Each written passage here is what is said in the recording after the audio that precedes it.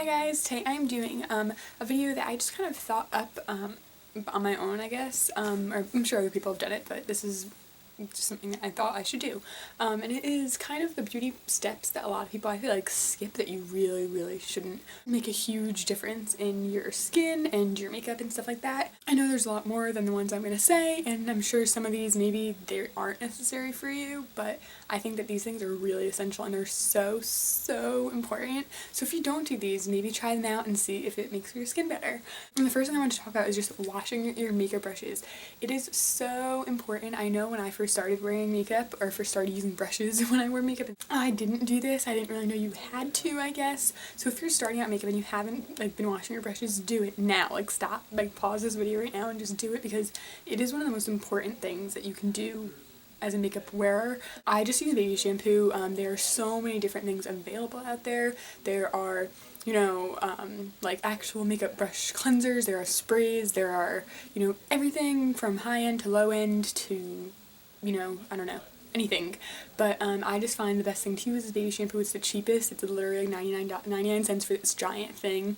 And it makes them conditioned and it cleanses them really nicely. Doesn't take very long. I'd highly recommend it if you're very busy and you're not going to have time to. e.l.f. makes a really great spray cleanser that you can just spray and then wipe off on a towel instead of going through the whole process of water and everything. So it's kind of like a dry shampoo type thing for your makeup brushes, which is a temporary fix if you didn't have time to do it. I would recommend to do it every week. If not every week, every 2 weeks. Every day would be ideal, but who has time for that? But yeah, I do mine probably every week to 2 weeks depending on my schedule, but I try to always do it on the weekend or something right after I applied my makeup, and then they're dry by the nighttime. So I highly recommend doing it, especially for your face brushes, foundation, blush, all those types of things that go on your face where you could break out. It's really important. Eye brushes are also important to get a clean eye look, because if all your brushes are dirty, then when you blend, all the colors are just going to blend together and it's not going to look like you have a dark color in your crease and a shimmery color in your lid, that type of thing. So highly recommend washing your brushes. It's going to really change the way your makeup applies. You're going to change your skin. It's just going to, even if you don't break out and that bacteria, you don't think it's bothering your skin must still be better when you wash your brushes. So that is one thing I would not skip if I were you. If you do it, then awesome. If you don't, then start doing it, because I am trying to lecture you here and tell you to do it. The next step is remove your makeup at bedtime. It can make your skin red, it can make your skin irritated, it can just make you oily and get a lot of blackheads. If any reason that you're too tired to go to the bathroom and wash your face, keep some makeup wipes near your bedside table so you could just remove your makeup really quick before you go to bed.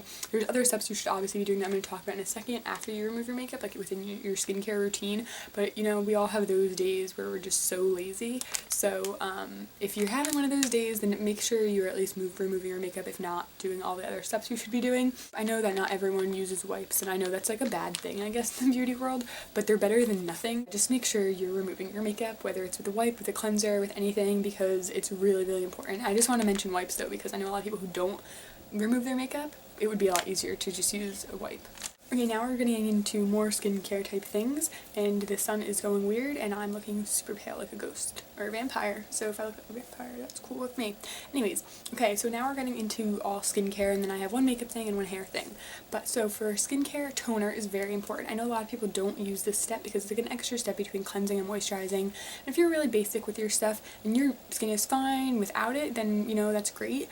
But if you're looking to boost up your skincare, if you really just feel like even though your skin looks good, it's kind of dull, or you have some blackheads, or there's just something not exactly right with your skin, try a toner. And now there are millions of toners to choose from, drugstore, high-end, you name it, there's a million of them. I've tried plenty high-end ones, but my go-to one is the homemade one that I make myself. I actually have an entire video devoted to this toner and how to make it and how to adjust it to your skin type. So if you want to check that out, I will have it linked below. And you just do this right after you cleanse to remove anything that your cleanser did not remove, because makeup wipes are not going to remove everything, but they will remove, what you need to get removed at the minimum. And then your cleanser will do a very good job, of really getting into your skin and just getting all the oils and bacteria out.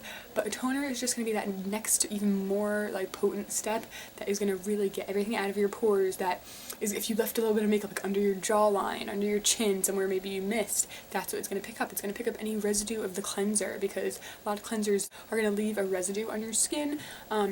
Not all of them, but a lot of them do leave some residue, or if you rinsed your face and maybe you left a little bit in a certain spot in your nose area or something, that's what your toner is going to do. I just put some of this on a cotton pad, rub it around my face. If it's not clean when it comes off, then I use another one or use the other side of it.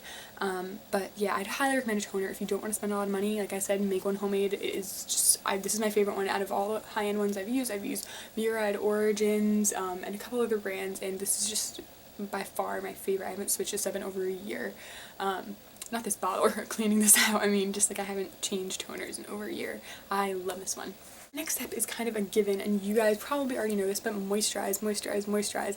And not only moisturize, but at any age, when you moisturize your face at night, especially in the morning, either or, you know, you can use the same one for night and the morning. I use different just because I'm really into skincare. But this is the one I'm using right now, is the Palmer's Cocoa Butter Formula Night Renewal Cream. I really like it because it's like a thick consistency. It really helps to moisturize my skin. Has a lot of anti-aging properties in it, but it also doesn't look too shiny or feel really heavy or anything, and it smells really good. This is about $8 at most drugstores. But the biggest thing I would recommend to anyone, any age, whether you're, you know, 13, 15, 20, 30, however old you are, put your moisturizer down your neck. It is so important. It's a step that so many people skip, but one of the first places that shows your age is your neck and your hands. Now obviously you guys know moisturize your hands, that's kind of a given. If you don't know that, there's another step in here. Any moisturizer will be great. Your face moisturizer, your body moisturizer, any hand moisturizers to keep in your handbag. Moisturize your hands, especially in the winter, because that's when they can get really dry and not pretty. And your hands are the first place that show your age, as well as your neck. People's necks are someplace that everyone, I almost feel like neglects, because you don't think, oh, I'm not going to break out on my neck, you know, my neck doesn't feel dry, but that place can get really saggy and wrinkly and just not attractive when you get older. So starting at the youngest age possible, highly recommend it. Also, I know a lot of people who watch my videos probably have acne because you're a little bit younger, I'm assuming. And you think, oh, I'm not going to moisturize, that's just going to put more oils into my face. You can use oil-free moisturizer. Neutrogena makes a really great one for combination skin, which I've loved in the past. I also know that using an oil can be really great for acne or any skin type.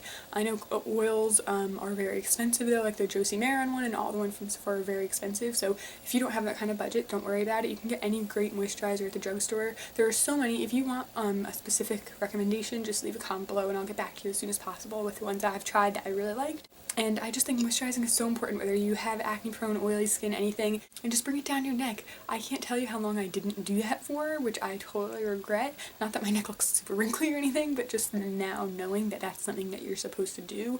I always bring my moisturizer down my neck. Sometimes I even use a heavier, like cocoa butter, down my neck, because that's a really huge place, kind of pretty much from the jawline all the way down to here, because that area can get just very unattractive when you are older.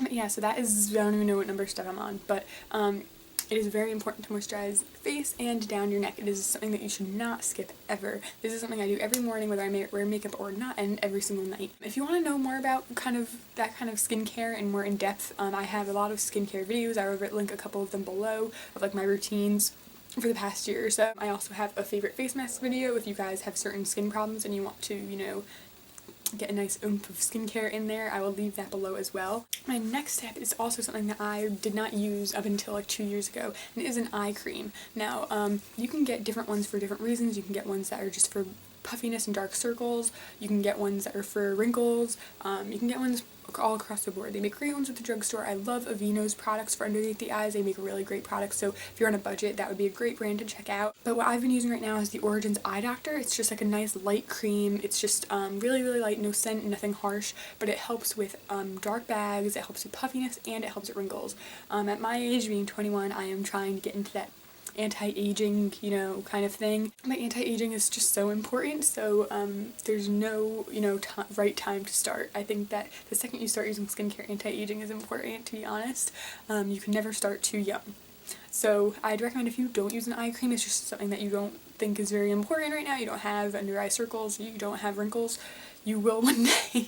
So really, I highly recommend investing in an eye cream. I love this one. It's fantastic. I've also tried the Chanel one, which I know is super expensive, but I love it. But yeah, if you can't afford it, if you don't have that kind of budget, then definitely check out the drugstore. Aveeno, like I said, is really great. It's just going to be a great preventative measure. It also will help prevent under eye circles. I know the days where if I skipped it or if I forgot or when I ran out of my stuff and I didn't have it for like a day or two, I could see a difference, you know, so you definitely want to invest in an eye cream no matter what age you are. Now into makeup. I only have one step for makeup that I think that no one should skip no matter what age you are, and actually all these steps are for anyone at any age, but this is filling in your eyebrows. Now I just use a powder. You can use a pencil. Maybelline makes amazing pencils.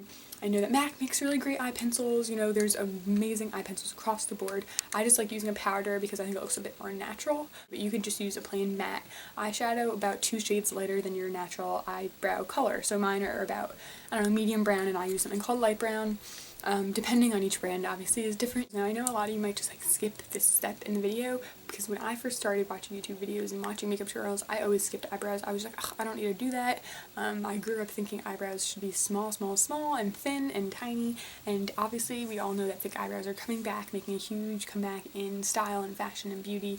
At the moment, it is really important to fill them in. I know you might look at your eyebrows and be like, they don't need filling in, but they frame your face so well. Right now, I have my eyebrows filled in, and if I didn't, they just wouldn't look right. I know for a fact right now that when I go out of the house and I don't have my eyebrows done, I don't feel like myself. It's almost like as important as a mascara or a concealer. To me, once you start doing it, you're never going to go back. I can promise you that. I even got my mom into it, and she's been wearing makeup for years and years and years, and she never did it. And she loves doing it. People notice it, like when she does it, she said that people are like, oh my god, you look so good today, what'd you do, you know? Like, it is makes a huge difference, but it's also very subtle. And then I just use an angled brush and a powder just to fill them in. You want to do most of the darkness in the arch area, because that's the part that usually is not as defined. And then just take it lighter at the ends and lighter in the front, because if you put it too heavy in the front, you're just going to look angry. But that's just something I think that no one should skip. I can't remember, like, I look at my old pictures now when I was like in middle school and high school and not feeling in my brows. I was like crazy. Like looking at those pictures, I feel so strange because that's something I would never skip now. And I think that so many people look great with just like a nice like little bit of definition, a bit of darkerness, just fill in the gaps. That's pretty much what I do. And it just changes your whole look. It frames your face. It brings more attention to your eyes. Also, if you're trying to grow in your brows, it's a great way to do that. If you overplucked your brows at one point in your life, because I'm pretty sure we all have done that, then filling in your brows when you do your makeup is gonna, you know, hide that fact. That's just something I just think no one should skip. And I know it's so hard to listen to people when they give advice like this, I feel like, because for the longest time I was like, ugh, brows, that's so dumb. The second I started doing it, I never went back. Never. Now the last step is something that probably most of you probably do use, but I know for a fact that a lot of people in my life don't use this product, and it makes a huge difference, and it is a heat protectant. There are millions of these products across the board, high-end and drugstore. I have used almost every single drugstore brand of heat protectant that there is. My favorite by far has been the Suave Keratin Infusion Heat Defense Leave-In Conditioner. It is so great. It smells great. It's lightweight. It does not weigh down your hair, and it is a cream. You can use a spray. You know, they have sprays from like Tresemme has a really great heat defense spray that just like doesn't weigh down your hair. You hardly even know it's in there. Like you really don't feel it at all. It just helps with heat defense. If you don't do it, your ends will be fried and dried up, and your hair just won't look shiny and it won't look full of life. I actually didn't do anything to my hair this time. Last time I washed it, I didn't blow dry it or straighten it or anything. So this is like my natural hair, and that's why it looks so weird right now, because I didn't put anything in it today because I didn't use any heat. But, you know, almost every single time that I wash my hair, I do blow dry it, and I always use this beforehand, and I even use this sometimes again when I'm going to curl or straighten my hair. This one particularly, it helps with heat damage, frizz control, and manageability, smoothness, stuff like that. Also, a hair mask is a great step. I don't particularly like them because they really weigh down my hair. I haven't found one that I like that's light enough. If you haven't been using heat protectant and you do use heat on your hair, even if you only do it once in a while, I would recommend using one because it just makes such a huge difference. I also use this type of product when I go to the beach in the summer or I'm out in the sun for a long period of time, because that can damage your hair as well. Or if you color your hair, it is very important to use a really good heat protectant, especially if you lighten your hair, because it's very damaging to it. So I'd highly recommend a heat protectant, and that is my last and final step not to skip. So yeah, I really hope you guys enjoyed this. I hope that it helped you out. I hope that maybe you picked up a new step to do. And if you haven't been doing these things, shame on you. You should be. And I will see you guys in my next video. Thank you so much for watching. Bye.